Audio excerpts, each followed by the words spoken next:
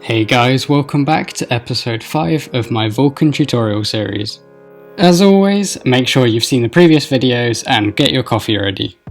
Our next step is to create an index buffer. If you haven't seen my game engine video, you should totally check it out, I guess, because it's kinda cool. So we have a triangle, but to draw a square we need 2 triangles. And a square is 4 vertices, but the 2 triangles would be 6 vertices, meaning we'd have repeated data for the 2 vertices in both triangles. We don't want repeated data in our VBO, so we're going to use an index buffer. To do this, we're going to create a new VK buffer and device memory. After we create our vertex buffer, we want to create our index buffer. And don't forget to destroy the buffer and free the memory in the cleanup. In our vertices vertex, we're going to add another point which will complete the square. And then create a vector of unsigned integers for the indices, which will be 0, 1, 2, and then 2, 3, 0. The index buffer is created in the same way as the vertex buffer.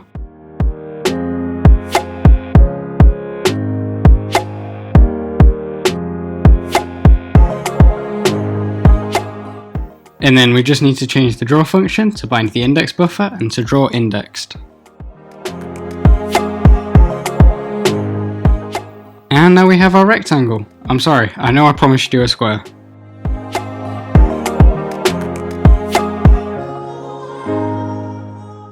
Next step is a uniform buffer, because our goal for this video is to render textures. And to do this, we need to be able to pass the texture to the shader as a UBO. So go into your vert shader and add the binding for a UBO, which will contain the matrices for model, view and projection. The GL position needs to be updated to use these values. Then compile our shaders to SpearV. Back in our main.cpp, we're going to include a few more libraries.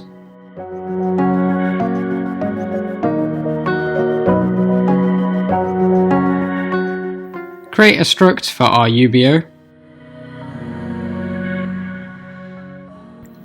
For this we'll need a descriptor set layout, a uniform buffer, descriptor pool and descriptor sets. In the cleanup, loop through and destroy the uniform buffers and free the memory.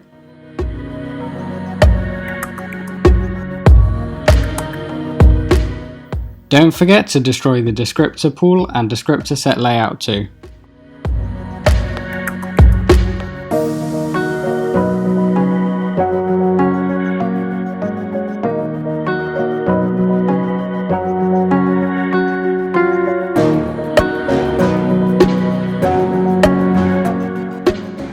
I'll create a function to update the UBO which will rotate the model matrix over time.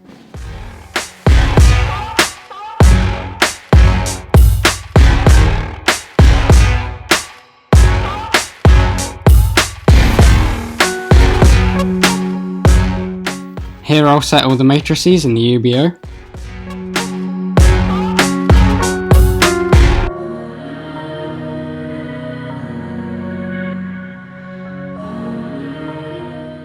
And in the draw function, we need to bind the descriptor sets.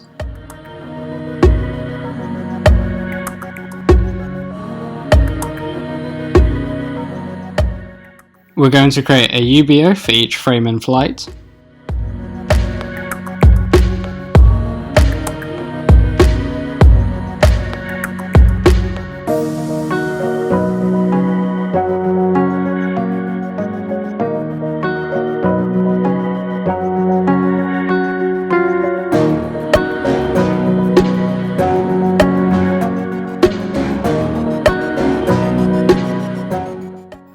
Now we create our descriptor sets, which again we'll need for each frame in flight.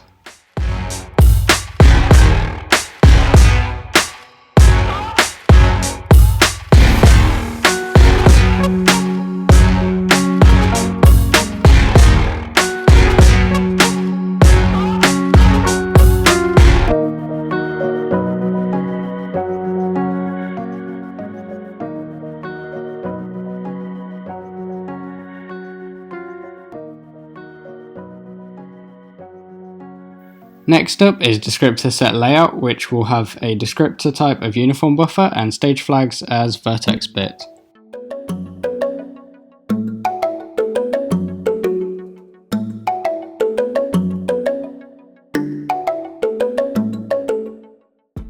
In our pipeline create info, we changed the rasterizer front face to counterclockwise due to the Y-flip in the projection matrix.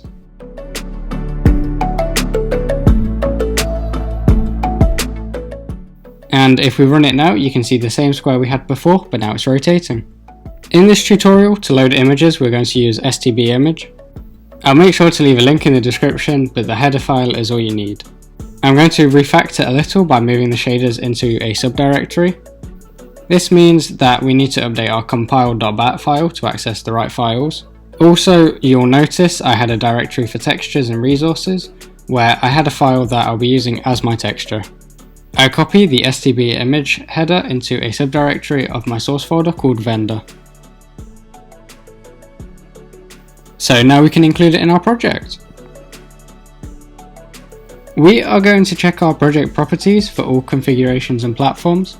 And in additional include directories, we're going to add our new vendor folder.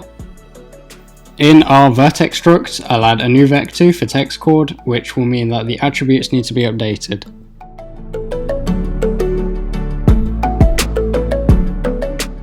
And then for the vertex data, add these UV values in this order.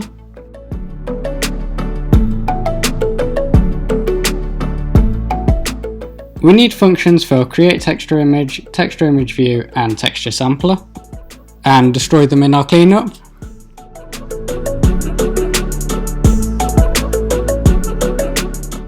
Create attributes for texture image memory, texture image view, and texture sampler.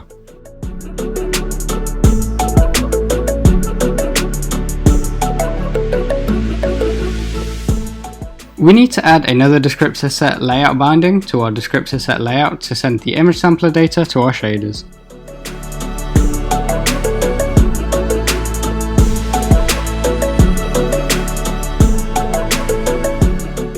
And now we use stb image to load our texture file. You can see that mine has the path of resources, textures, and then logo.jpg.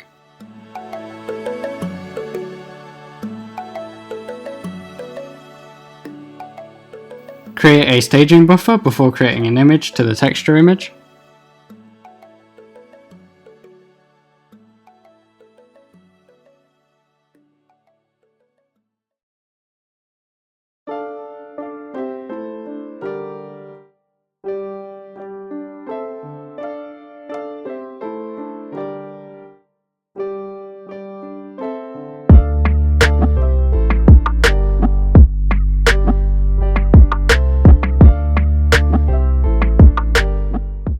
Create a texture image view should just create an image view.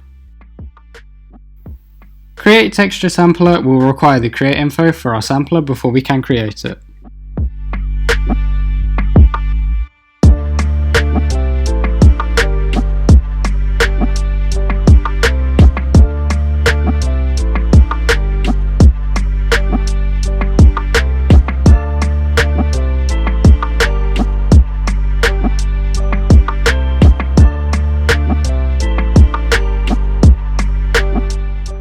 A function to create the image will allocate the memory as well as create the image.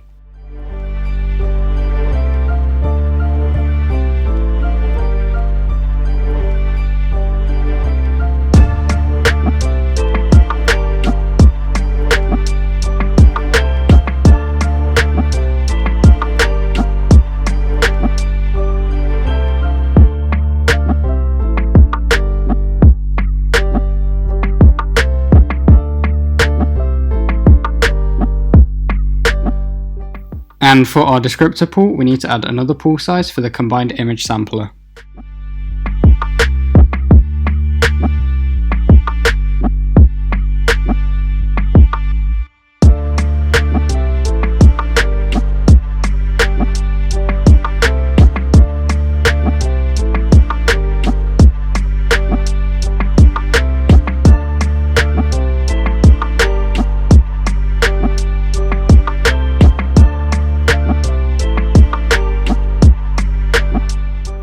For our isDeviceSuitable function, there is another feature we want to make sure is supported.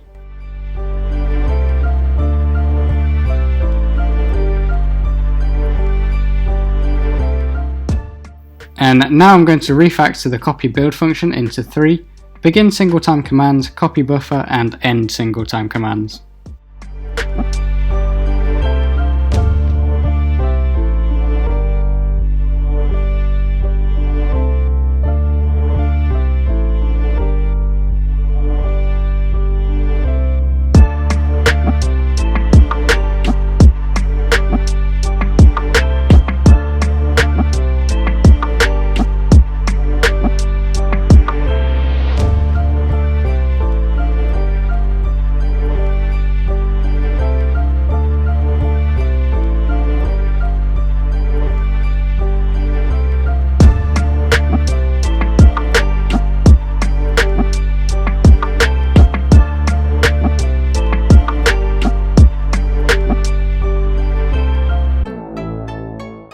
We can now use the begin and end single time commands functions in copy buffer to image.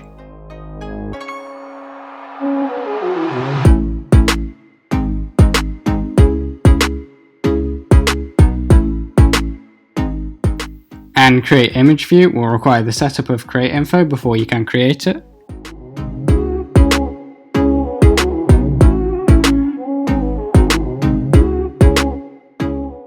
As always, throw a runtime error if it doesn't return a success.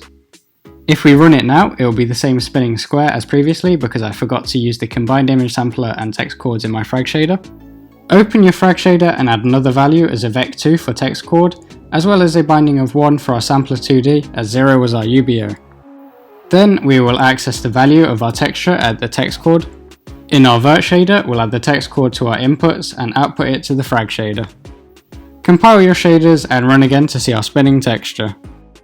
That's textures complete, and as you can see, in the next Vulkan tutorial we will be covering models. But that's all for today. As always, join the Discord. We're currently discussing Linux distros, which is a hint to my next video. You can follow me on X, Instagram, Patreon, Ko-fi. All my links are in the description as well as on my website. Leave a like if you enjoyed, a dislike if you didn't, a comment on what you want to see in the future. And thank you all for watching, I appreciate it. I hope to see you in the next one. Bye!